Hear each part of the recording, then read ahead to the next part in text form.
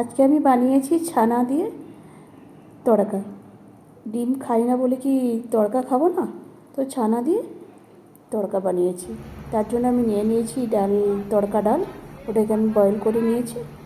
আর তার জন্য আমি 4 পিস কাঁচা লঙ্কা কুচি, একটা টমেটো কুচি, আর 1 চামচ রসুন, 1 চামচ আদা, আর এলাচ, আর পেঁয়াজ কুচি, আর ছানা।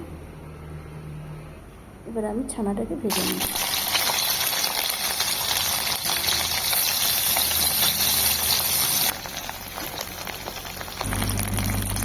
এবারে দিয়ে দেবো, একটু নুন দিয়ে দেবো,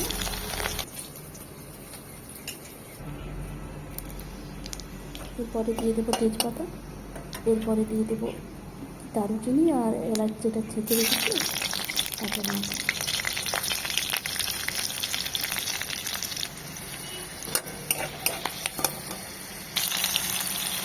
এরপরে পেঁয়াজ কুচি দিয়ে দেবো,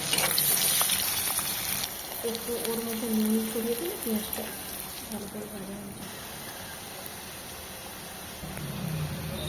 এবার একটু মশলাটা দিয়ে দেবো,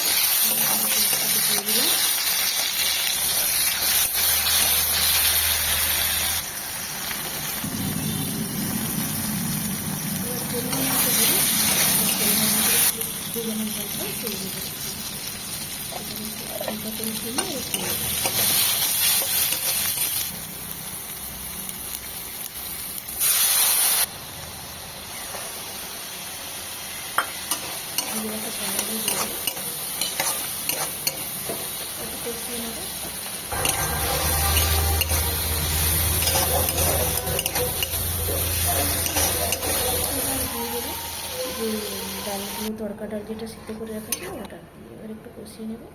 এবার জল ঢেলে দিলাম, যে যেমন রস রাখবে সেই মতো জল।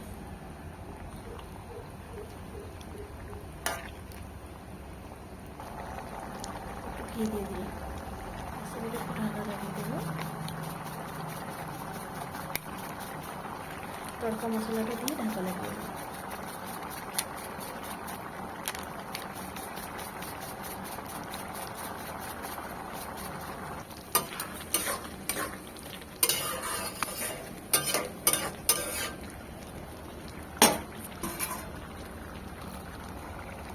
তরকারি কার কার খেতে ইচ্ছে করছে এইভাবে বানিয়ে খেতে পারে। ডিম ছাড়াও তড়কা বানানো।